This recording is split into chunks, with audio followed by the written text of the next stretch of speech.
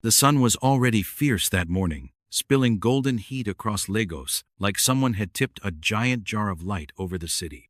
Queensfield International School buzzed with the usual chaos of a new term. Juniors rushing across the compound with oversized backpacks, seniors walking like they owned the place, and teachers shouting at anyone who dared to run in the hallways.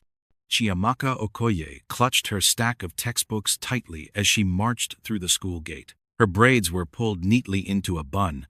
Her uniform was perfectly ironed, and her sandals, though a little dusty from her long bus ride, were polished with pride. She wasn't the flashiest girl in school, but she had something more valuable: a mind that refused to be dimmed, and a sense of humor sharp enough to cut glass. "Slow down," her best friend jogged to catch up, panting like she had run a marathon. "Are we running a race?" "If we don't hurry," Chiamaka replied without missing a step, "all the good lockers will be taken, and I am not spending another term next to the bathroom." Ngozi groaned dramatically. "God forbid." A sleek black SUV rolled into the school compound at that exact moment. Heads turned almost instantly. The driver stepped out first, then opened the door, and out came Tunde Williams, the boy everyone seemed to adore or envy in equal measure. His white shirt was crisp enough to blind someone. His tie hung loosely like he didn't care about the rules, and his sneakers looked like they had been polished by angels. "Back from London," someone whispered excitedly behind them. "Who cares?" Chiamaka muttered, focusing on her locker. But she did notice him again later in her classroom, sitting casually on her desk. "Excuse me," she said, placing her books firmly on the table. "You're blocking my seat." Tunde looked at her as though she were amusing. "Oh, is this your seat? I didn't see your name written on it." "I don't need to write my name. Everyone knows I've been sitting here since Essone." He tilted his head, smirk tugging at his lips. "New term, new rules." She folded her arms. "Move." There was a hush in the room as students sensed drama brewing. Tunde stood slowly, like a king granting permission, and slung his bag over his shoulder. "You've got a temper," he said, winking as he walked away. "I like it." Chiamaka rolled her eyes so hard they almost hurt. "Annoying rich boy," she muttered under her breath. At home that evening, her mother was frying plantain while giving instructions over the sound of sizzling oil. "Chiamaka," she said, flipping a slice with precision, "don't get distracted this term. SS3 is your future. I want you to focus." "Yes, Mom," Chiamaka replied, though she couldn't help picturing that irritating smirk again. The real chaos began 2 days later, when the school announced their end-of-term cultural festival. There would be music, debate, dance, and most importantly, for Chiamaka, the drama competition. She auditioned with fire in her voice and dreams in her chest. Winning Best Actress meant a scholarship her family desperately needed, but fate had other plans. During rehearsals, she discovered that her co-lead, playing the prince opposite her village girl, was none other than Tunde Williams. She stared at him, horrified. "You?" He smiled lazily. "Director's orders." Their rehearsals were explosive. "You sound like a robot," she complained after his first attempt at a romantic line. "And you sound like you're trying to sell pepper," he shot back. Ngozi, helping backstage, buried her face in her hands. "You two are going to destroy this play." But something began to shift. Between the insults were moments neither of them could explain. During a scene where he held her hand, Chiamaka felt her heartbeat stumble. When she spun into his arms during a dance sequence, Tunde noticed she smelled faintly of coconut oil and sunlight. They would argue, laugh, argue again, and then laugh harder. For the first time, Chiamaka began to suspect she might actually like him. For the first time, Tunde began to realize he didn't want to be anywhere else. Then came the whispers. "He's rich. She's wasting her time," some girls murmured in the hallway. Meanwhile, Tunde faced his own battle. Over dinner one night, his father announced, "After this festival, you'll return to London for business school. Enough of these childish distractions." Tunde's fork hovered midair. "But no arguments."